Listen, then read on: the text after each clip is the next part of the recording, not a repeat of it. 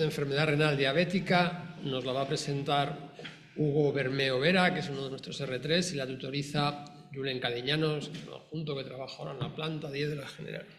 Adelante, Hugo. Muchas gracias. Bueno, vamos a empezar. Vamos a hablar sobre enfermedad renal diabética, sobre todo porque ha habido en los últimos años mucha actualización sobre el tratamiento. Un poquito de epidemiología. Nosotros sabemos, ya conocemos la importancia de la diabetes a nivel mundial. Más de 500 millones de personas viven con diabetes actualmente. La gran mayoría de estas personas sufren diabetes tipo 2 y cerca de la mitad van a tener o tienen enfermedad renal crónica, ¿no? La gran mayoría sufren eventos cardiovasculares y una minoría va a progresar a una enfermedad renal terminal. Si vemos la prevalencia en Europa, pues vemos que no salimos bien parados, ¿no? De hecho, pertenecemos al top 5 de países con más prevalencia a nivel europeo. Y si ponemos un poco el foco en España, la prevalencia de enfermedad renal crónica en diabetes se sitúa en cerca de 34%, sobre todo en estadios 3A y 3B. Cerca del 40% de los pacientes que empiezan con enfermedad renal terminal tienen diabetes tipo 2 y hasta un 25% de los pacientes que inician terapia renal sustitutiva es de causa diabética. Y esta disminución se debe, entre otras causas, a que los pacientes con enfermedad renal crónica asociada a la diabetes pues tienen una mayor mortalidad, ¿no? Aquí podemos ver cómo hay un aumento de hasta 2 veces el riesgo de mortalidad cardiovascular en pacientes que tienen únicamente diabetes tipo 2 y esto se incrementa hasta 6 veces más si el paciente además tiene enfermedad renal crónica. Y entonces es muy importante diagnosticarlos y sobre todo prevenirlos. ¿Y cómo es el diagnóstico? Es un diagnóstico clínico, es un diagnóstico a través de pruebas de laboratorio mediante una analítica que vamos a determinar la función renal reducida con una función y una tasa glomerular menor de 60 o bien mediante orina, mediante la presencia de albuminuria de un ratio de albumina-creatinina mayor de 30 miligramos por gramo. Y esto debe ser en al menos 2 de 3 muestras a lo largo de 3 meses, ¿no? Con todo esto vamos a poder clasificar según la clasificación de Cadigo, que muestra a los pacientes según el riesgo de progresión y de mortalidad, según ya sea el filtrado glomerular de G1 a G5, muy importante tener en cuenta el G3, que empieza a partir de 60 y vamos a ir disminuyendo en 15 en 15. Por otro lado, tenemos la albuminuria, que todos sabemos que se clasifica según A1, A2, A3, según tengan una albuminuria menor de 30 miligramos por gramo, o bien esté moderadamente incrementada de 30 a 300, o bien tenga una albuminuria mayor de 300, que estaríamos ante un caso de severamente incrementada, ¿no? Y algo que podríamos pensar es si todos los pacientes que tengan enfermedad renal crónica y diabetes van a tener una nefropatía diabética o una enfermedad renal diabética. Pues no es así, ¿no? Y hay varios estudios en los que se ha biopsiado a pacientes que tienen enfermedad renal crónica y diabetes tipo 2 y cerca del 50% en las biopsias renales van a tener una histología no compatible con nefropatía diabética. Y si no es nefropatía diabética, ¿qué suele ser? Pues suele ser hasta un 21% glomerulonefritis focal y segmentaria, que normalmente suelen ser de causa secundaria. Hay que tener en cuenta que esto se puede deber a la obesidad y tener en cuenta que la diabetes se asocia mucho a la obesidad. Otras etiologías pueden ser de cambios mínimos, un lupus, una nefropatía IgA e incluso otras etiologías como puede ser una renopatía hipertensiva. Por lo que tenemos que estar muy al tanto y muy al loro que cuando tengamos un paciente con una enfermedad renal crónica y una diabetes, pues ver y analizar todos esos red flags que nos orientan a otra etiología de nefropatía primaria. Sobre todo puede ser un curso de evolución rápida en una diabetes tipo 1 de menos de 5 años, la presencia de cilindros hemáticos, hematíes dismórficos o sedimento activo que nos orientaría a otra nefropatía primaria, o bien la presencia de proteinuria en rango nefrótico, que no es habitual en la nefropatía diabética, o incluso una rápida caída en el filtrado glomerular. Normalmente decimos que una caída de más de 5 mililitros por minuto en un año o 2 años no es compatible con una nefropatía diabética. e incluso la presencia de una enfermedad sistémica, ¿no? Sobre todo inmunomediada. Todos estos hallazgos nos harían orientar hacia otra nefropatía y deberíamos considerar la biopsia renal. Y bueno, ¿cuál es la fisiopatología? Pues la enfermedad renal diabética es una enfermedad, una entidad bastante compleja que tiene muchos mecanismos fisiopatológicos, pero hay que tener en cuenta que el trigger inicial es una hiperglucemia mantenida, ¿no? Que va a desencadenar distintos cambios metabólicos, hemodinámicos e inflamatorios.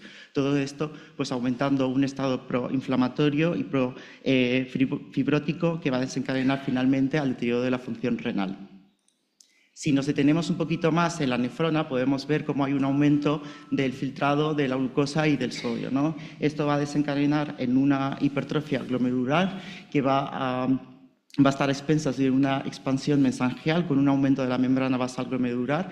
Esto va a hacer que haya una hiperfiltración y que la electronegatividad de la membrana basal pues, desaparezca con la consecuente albuminuria.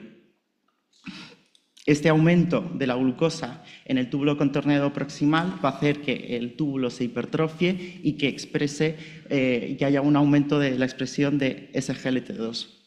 Con este incremento de la absorción de sodio y glucosa, pues va a haber una menor llegada de sodio a la parte distal de la nefrona, con lo cual la mácula densa se activa y piensa que no hay sodio, con lo cual va a activar el eje renina-angiotensina-aldosterona con la sobreactivación de los receptores mineralocorticoides. Todo esto, a la larga, es un círculo vicioso que va a desencadenar en una fibrosis muy importante del parénquima y, finalmente, en un deterioro de la función renal. Y esto no solo ocurre en el riñón, sino que es multiorgánico. Y uno de los órganos más afectados es el corazón, ¿no? Con un aumento de la fibrosis, de la disfunción endotelial y con la presencia de enfermedad vascular. Esta relación íntima entre riñón y corazón se ha denominado en los últimos años como un síndrome cardiorrenal metabólico. Y esto explica por qué hay un aumento de los eventos cardiovasculares en estos pacientes. Y si vemos la evolución natural de la enfermedad renal diabética, pues vemos que necesita de tiempo, sobre todo de tiempo, ¿no? Y vamos a tener más o menos 5 o 10 años en el cual el paciente va a estar asintomático y cuando comienza con la nefropatía va a haber una hiperfiltración que acabamos de comentar y a la vez que aumenta ese filtrado va a haber cada vez más, va a incrementarse la albuminuria hasta que finalmente hay un deterioro de la función renal y el paciente finalmente pues llega a diálisis o llega a una enfermedad renal crónica avanzada.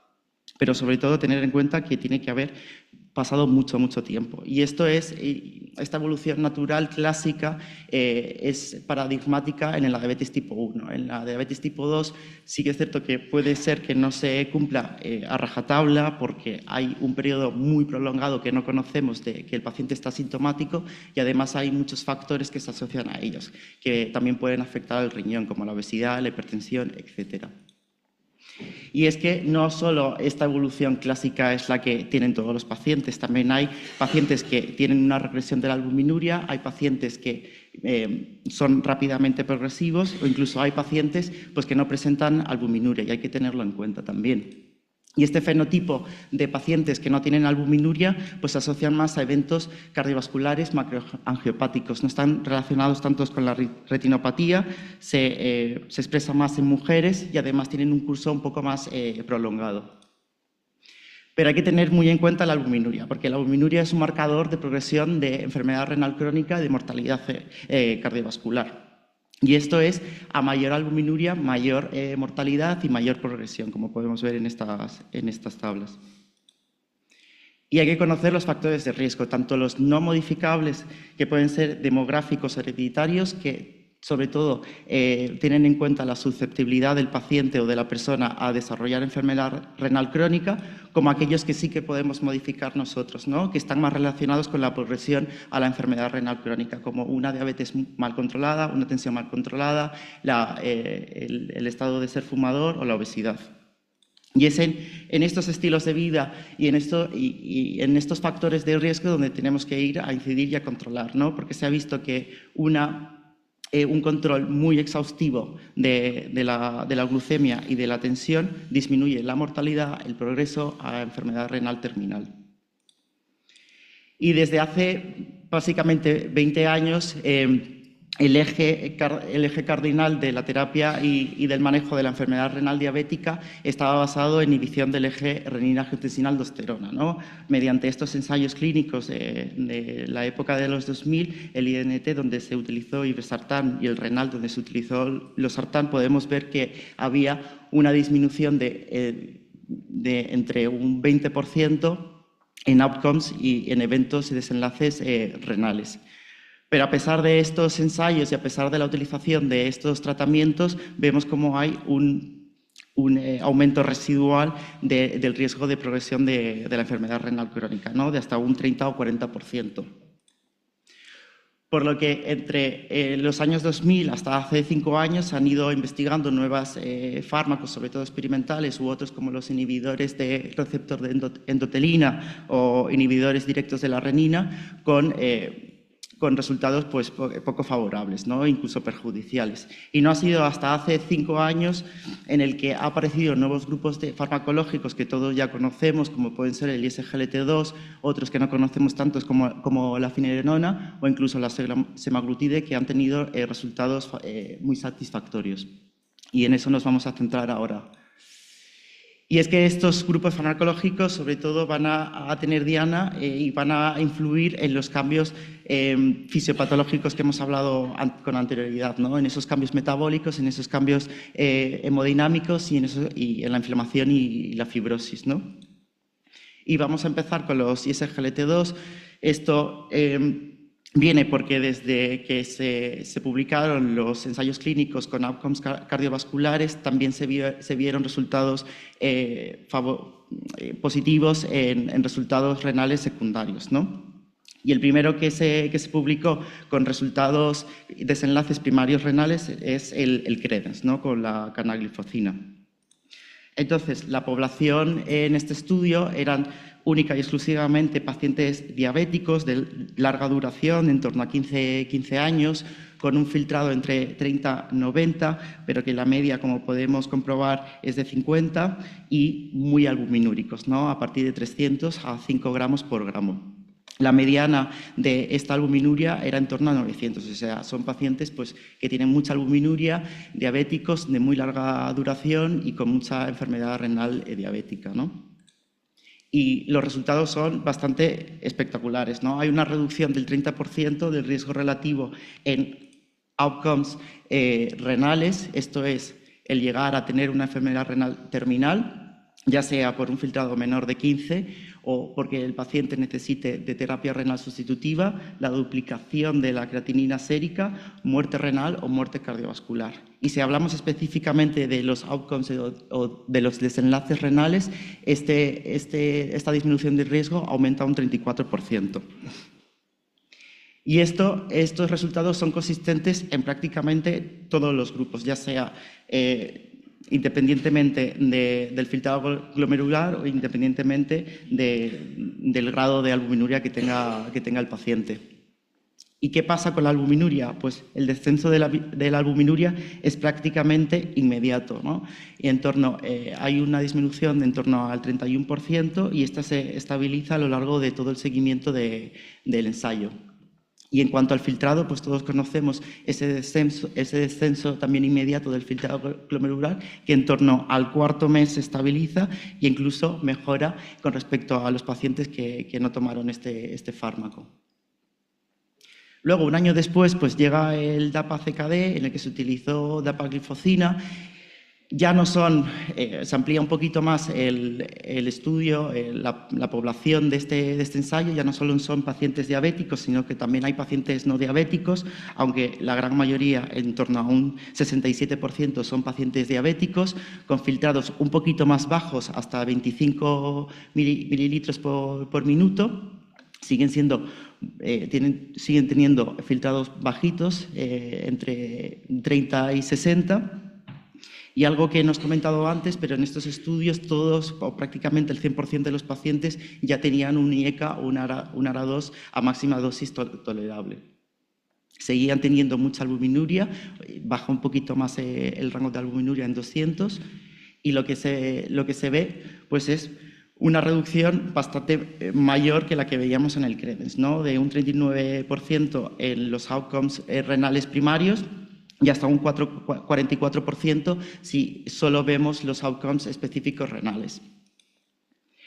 Y si vamos a ver los resultados según los subgrupos, pues vemos que los datos son consistentes tanto independientemente de si el paciente era diabético o no era diabético, si tenía filtrados más altos o más bajos o si tenía una albuminuria más alta o más baja, ¿no? Y ya el más reciente es el EPAD-KINI, en el que se utilizó la empagliflozina 10 miligramos. El estudio pues, amplía todavía más la población que reclutó. Ya no son diabéticos y no diabéticos, prácticamente a 1:1. Filtrados todavía baja un poquito más, un filtrado de 20. Y por primera vez se incluyen también pacientes que no tienen albuminuria, ¿no? Vemos que los pacientes que tienen una albuminuria menor de 30 es un 20%, ¿no? Y también se incluyen pacientes que tienen pues, bastante filtrados glomerulares bastante bajos, ¿no? Hasta un 34% de los pacientes en el estudio tenían un filtrado menor de 30. Y lo que vemos pues, es consistente con los ensayos previos, ¿no? Hay una reducción de un 28% en los desenlaces renales primarios, ¿no? Ya sea el ERCA, el descenso del filtrado glomerular mantenido, la muerte renal o la muerte cardiovascular. Sí que es cierto que si vemos un poquito más, analizamos los datos, los distintos subgrupos, pues no es tan consistente o no hay significancia en los pacientes que tienen una albuminuria menor de 30. Y bueno, pues estos tres ensayos al final han posicionado a los SGLT2 como tratamiento de primera elección y de primera línea en la enfermedad renal diabética. Pero hay otro pilar, hay un nuevo pilar que es la finerenona, es un antagonista selectivo no esteroideo del receptor de mineralocorticoide que cuando se une al receptor lo que hace es inhibir el reclutamiento de cofactores e induce un cambio conformacional que este cambio conformacional lo que hace es modificar la expresión génica y hacer que esta expresión génica sea menos proinflamatoria y menos profibrótica. Si analizamos y comparamos la finerenona con los otros antagonistas del receptor de mineralocorticoide, vemos que es más potente, más selectiva, dura menos tiempo, tiene una vida media de entre 2-3 horas, se distribuye de manera homogénea tanto en el corazón como en el riñón, por lo que tiene un efecto muy potente sobre la proteinuria, tiene poco efecto sobre la tensión y además tiene muy poco efecto, ya que es tan selectivo, tiene poco efecto sobre los iones, ¿no? Disminuyendo la incidencia de hipercalemia. Y dado todas estas características, pues al final también se intenta hacer se hace un ensayo clínico con outcomes primarios renales, que es el Fidelio-CKD, que intenta evaluar pues, la eficacia de finerenona en la enfermedad renal crónica diabética. Y bueno, ¿cómo es la población de este estudio? Pues son pacientes diabéticos también de muy larga duración, de evolución, ¿no? De 16 años, con una enfermedad renal crónica pues bastante avanzada, con mucha albuminuria, con una mediana en torno a 800, con unos filtrados bajitos entre 25-45 en hasta la mitad de la población y que presentaban y que utilizaban dosis máximas de IECA o ARA2 y además que tenían que tener un potasio menor de 4,8. Muy importante por las fechas en las que se realizó este estudio, que muy pocos pacientes tenían ISGLT2, ¿no? Solo únicamente un 4%. ¿Y cuáles son los resultados? Pues que hay una reducción de un 18% en los desenlaces renales primarios. Exactamente igual que antes, enfermedad renal terminal, descenso del filtrado glomerular o muerte renal. ¿Y qué vemos? Pues que estos datos son consistentes en todos los subgrupos, ¿no? Independientemente de la albuminuria, independientemente del fracaso de los filtrados glomerulares Sí que es cierto que, como vemos aquí, en pacientes que tienen ISGLT2, pues no es así, ¿no? Pero es que, no sé si podéis verlo, pero los pacientes que tenían en cada brazo de tratamiento que tenían ISGLT2 es que eran 124 y 135, es muy poca tamaño muestral. ¿Y qué pasaba con la albuminuria en los pacientes que se trataban con finerenona? Pues que había una reducción prácticamente inmediata de la albuminuria, ¿no? Y esta era una reducción de un 31%. Y en cuanto al potasio, pues los pacientes que estaban utilizando finerenona, sí que es cierto que tenían un poco más de cifras de potasio, en torno a 0,2, 0,3, que se mantenían en el tiempo. Pero si vemos el perfil de seguridad, vemos que el brazo que tenía finerenona pues, no tenían más eventos adversos severos. En cuanto a la cifra de potasio, sí que es cierto que había el doble de hipercalemias que en el grupo de placebo, pero estas hipercalemias eran muy poco frecuentes, las hipercalemias severas, las hipercalemias que necesitaban ingreso, y no hubo ninguna hipercalemia mortal. En cuanto a los efectos adversos relacionados con el fallo renal, pues eran prácticamente muy bajos y no había diferencias entre el grupo de finerenona y el grupo de placebo.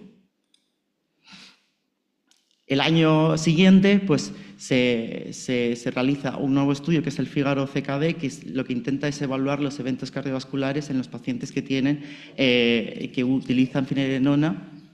Y bueno, pues lo que vemos es que la muestra de este estudio pues siguen siendo pacientes diabéticos que tienen enfermedad renal crónica, pero ya son pacientes que tienen menos albuminuria y que tienen unas tasas de filtrado glomerular pues mucho más altas, ¿no?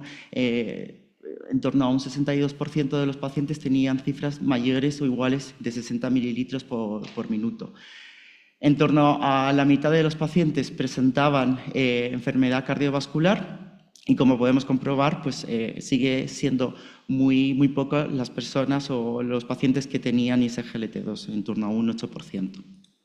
Y lo que vemos pues, es que hay una reducción del 13% en los outcomes cardiovasculares que se muestran aquí: muerte cardiovascular, infarto no fatal, ictus no fatal y hospitalización por IC. Y lo más interesante de todo es que esta reducción se ve sobre todo a expensas de una reducción de la hospitalización por insuficiencia cardíaca, que esto es muy relevante para estudios posteriores que han salido y que van a salir. Y ya finalmente pues, se hizo un análisis conjunto en el que la población a estudio incluía los pacientes incluidos en el FIGARO-DKD y en el FIDELO-DKD, ¿no? Que este es el Fidelity. Como podemos ver, abarca un amplio espectro de pacientes con enfermedad renal crónica asociada a la diabetes. ¿Y qué vemos? Pues los resultados pues, son igual de buenos, ¿no? En cuanto a los outcomes cardiovasculares hay una reducción de un 14% y en cuanto a los desenlaces renales específicos pues hay una reducción del 23%. Y yo creo y considero que vamos a oír hablar de finerenona mucho tiempo, al igual que hemos estado oyendo hablar en los últimos años del ISGLT2, porque hay en marcha muchísimos ensayos clínicos, tanto asociados a la nefroprotección, que amplían todavía más pacientes, no solo enfermedad renal crónica diabética, sino también la no asociada a la diabética, enfermedad renal crónica en los diabéticos tipo 1 y también ensayos de vida real en enfermedad renal diabética. Y no solo en nefroprotección, sino en cardioprotección. Ya tenemos el año pasado los resultados del FANATS en FEBI mayor del 40%. Vamos a tener también en el fallo agudo y vamos a tener también el Finality, que es, van a comprobar la eficacia de la finerenona en aquellos pacientes con IC con FEBI reducida que no toleran o porque alguna otra causa no pueden tomar otros antagonistas de receptor de mineralocorticoides como es la espironolactona. Y ya pues tenemos el cuarto pilar, que son los agonistas del GLP-1, ¿no? Y ha habido muchos ensayos a lo largo de estos últimos años, sobre todo el SUSTAIN 6 con semaglutide, pero que tenían outcomes secundarios renales, no primarios, ¿no? Y con esta filosofía pues se hace el ensayo FLOW, ¿no? Que intenta determinar la eficacia de semaglutide en pacientes con enfermedad renal crónica y diabetes. Por lo que pues eran pacientes diabéticos que presentaban mucha albuminuria, más de 100. También presentaban filtrados glomerulares bajitos a partir de 25 hasta 75 y si analizamos cómo era la población de este estudio, la mayoría pues tenían un índice de masa corporal de 31, es decir, eran pacientes obesos, eran pacientes que tenían una diabetes de larga duración, ¿no? de en torno a 15 años, hasta un 56%. Y lo que hemos dicho, ¿no? Tenían filtrados bajitos y tenían albuminurias muy altas, ¿no? Y como este ensayo pues, es un poquito más reciente, pues vemos cómo la proporción de pacientes que también tomaban ISGLT2 pues, era un poco más elevada, ¿no? Pero sigue siendo bastante baja, de en torno a un 15%. ¿Y cuáles son los resultados? Pues son resultados pues, bastante buenos, ¿no? En cuanto a los outcomes renales, hay una reducción del riesgo relativo en torno al 24%, y en cuanto a los outcomes cardiovasculares, hay una reducción del 18%. Y esto pues, será consistente en todos los subgrupos, ¿no? Independientemente de que los pacientes sean obesos o no sean obesos, independientemente de que tengan insuficiencia cardíaca o lo que nos pasaba exactamente igual que en el Fidelio, pues no se veía en los pacientes que utilizaban ISGLT2, que seguramente sea por el tamaño muestral. ¿Y cómo es el perfil de seguridad de estos fármacos? Pues muy bueno, ¿no? Sobre todo tienen efectos adversos gastrointestinales, no se veía un aumento de los eventos adversos severos, había menos trastornos cardiovasculares, sobre todo de insuficiencia cardíaca, y no aumentaba el riesgo de hipoglucemias severas, que es muy importante en nuestros pacientes, ¿no? Y bueno, con todo este nuevo arsenal, pues, ¿qué nos dicen las guías, ¿no? Pues en las últimas actualizaciones de la ADA y la KDIGO posicionan a los ISGLT2 y a los IECAS y ARA2 como primera opción y como primera elección, ¿no? En caso de que el paciente en las sucesivas reevaluaciones a los 3-6 meses siga teniendo albuminuria, podríamos utilizar los antagonistas de no esteroideos, es decir, la finerenona. Y si el paciente necesita de un control más estricto, podríamos utilizar, según estas guías, los GLP-1, ¿no? Los agonistas de GLP-1. Y bueno, pues en España, ¿cuál es la indicación y la financiación de estos dos nuevos fármacos, ¿no? Como sabemos, de semaglutide aún no tenemos financiación, no está indicado según ficha técnica, pero en los ISGLT2 en ficha técnica está indicado para enfermedad renal crónica, independientemente de que sea diabética o no diabética o que tenga o no tenga albuminuria. Sí que es cierto que para financiar por esta indicación tiene que tener una albuminuria de mayor de 200, pero es que otro de las indicaciones en ficha técnica es una diabetes tipo 2 mal controlada en combinación con metformina o en monoterapia si no hay tolerancia a la metformina, con lo cual es que no habría ni que esperar que el paciente llegue a una enfermedad renal crónica asociada a la diabetes, ¿no? ¿Y qué pasa con la finerenona? Pues en ficha técnica está indicado para el tratamiento de enfermedad renal crónica con albuminuria asociada a la diabetes tipo 2. Y ya desde el año pasado, si no recuerdo mal, desde febrero o marzo del año pasado, ya lo tenemos disponible y financiado, ¿no? Y esta sí que tiene unos criterios, es decir, tiene que tener un filtrado mayor o igual de 25, con albuminuria mayor de 30, pero que siga con albuminuria a pesar del tratamiento DIECA o con ISGLT2, o que no tolere estos fármacos, con lo cual pues ya tenemos disponible y podríamos ponérselo a nuestros pacientes, ¿no? Y claro, pues no hay ensayos clínicos de combinación, ¿no? Pero sí que cada vez hay más estudios en los que utilizan o bien los datos de los ensayos clínicos que hemos visto previamente o intentan simular cómo sería la combinación de estos fármacos, ¿no? En esta tabla vemos cómo la progresión de una enfermedad renal crónica disminuye drásticamente y se alarga en el tiempo si utilizamos una combinación, ¿no? Si utilizamos pues, un control de la tensión arterial, si utilizamos una inhibición del eje renin-angiotensina-aldosterona, los ISGLT2 o los antagonistas del receptor mineralocorticoide.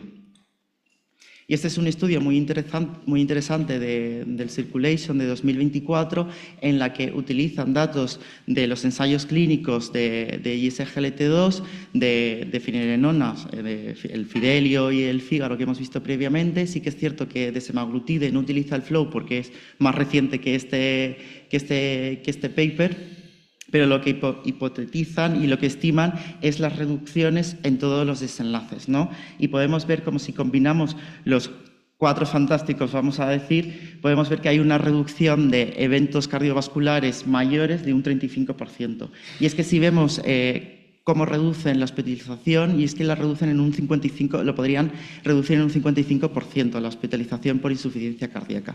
Y si vemos la progresión, en cuanto a la progresión de enfermedad renal diabética, vemos cómo puede haber una reducción de hasta un 58%, ¿no? Todos estos datos, pues claramente hace falta ensayos clínicos que lo demuestren, pero bueno, que son bastante prometedores. Y ya hay en marcha algún ensayo clínico. Sí que es cierto que tienen outcomes de cambios de albuminuria. Este es el CONFIDES, en el que intentan evaluar la combinación de finerenona y empagliflozina, que está en marcha. Y bueno, pues al final pues son personas o una población diabética con enfermedad renal crónica de estadios 2-3 y con albuminuria, ¿no? Pues tendremos que esperar para ver los resultados, pero bueno, necesitamos también outcomes duros, ¿no? Duros de eventos renales. Y bueno, claro, ya tenemos al menos tres nuevos fármacos que podemos utilizar en bueno, dos nuevos fármacos que son el ISGLT2 y la finerenona. ¿Y cómo vamos a implementar esto, no? Pues sí que es cierto que las guías no se mojan mucho y sobre todo pues tienen una aproximación más conservadora o más tradicional, pero si vemos esta aproximación es que vamos a tardar incluso 1 año o 12 meses en instaurar todo el arsenal terapéutico que tenemos ahora mismo, con fármacos que reducen la mortalidad, que reducen la progresión de la enfermedad renal diabética, ¿no? Y que esas ventajas, esos beneficios se ven incluso antes del año, ¿no? Con lo cual, pues hay muchos autores y ahora cada vez hay más bibliografía que lo que abogan es una aproximación pues un poco más acelerada, vamos a decir, ¿no? Un poco más rápida. Entonces, aquí en este paper lo que recomiendan es que hagamos una aproximación acelerada, ¿no? Que en los primeros 3 meses al menos instauremos 2 pilares, los IECAS-ARA2 y los ISGLT2, ¿no? Y que vayamos reevaluando a los 3 meses si es necesario un nuevo pilar, como puede ser la finerenona. Sí que es cierto que necesitamos ensayos clínicos que avalen esto, pero puede ser que el destino final sea pues, una aproximación muy rápida y secuencial en el que en un corto periodo de tiempo podamos poner estos 4 fármacos como se ve también en la insuficiencia cardíaca con fiebre reducida, ¿no? Y bueno, ¿cómo monitorizamos a estos pacientes cuando instauramos estos nuevos fármacos? Pues sobre todo la creatinina y la función renal a la semana o a las 2 semanas de haber empezado los IECAS-ARA2 o la finerenona. Recordar que también con los ISGLT2 las elevaciones por debajo de un 30% de la creatinina y del filtrado glomerular no tienen implicación en el pronóstico ni en la progresión de la enfermedad renal crónica. Hay que controlar la presión arterial y la volemia. Muy importante, y ya está reflejado en las últimas guías de KDIGO y ADA2, que si el paciente está en tratamiento y el filtrado le cae a menos de 30 o a 25 o a 20, se puede continuar con los IECAS o con los ISGLT2 si lo toleran, y si no, empiezan con diálisis. Y en cuanto a la hipercalemia, si es una hipercalemia leve de menos de 5,5, pues se puede seguir manteniendo los IECAS-ARA2 o la finerenona. Si se retira, hay que reanudarlo cuanto antes, tan pronto como sea posible. Y bueno, unos mensajes para llevar a casa, sobre todo que hay que buscar y hay que hacer una búsqueda activa de datos de enfermedad renal diabética, sobre todo, y a veces no lo pedimos, una muestra de orina con albuminuria. Hay que conocer el nuevo arsenal terapéutico que tenemos y evitar la inercia terapéutica. Ya que tenemos los SGLT2, hay que ponérselo prácticamente a todos los pacientes, no hay que esperar que estén en enfermedad renal diabética, ya en diabetes tipo 2 podremos ponerlo y le va a venir muy bien, va a disminuir la progresión, va a disminuir la mortalidad, y tener en cuenta que ya tenemos disponible y financiada la finerenona en pacientes con enfermedad renal crónica asociada a la diabetes que persisten con albuminuria a pesar del IECA-ARA2 o el SGLT2. Y nada, muchas gracias.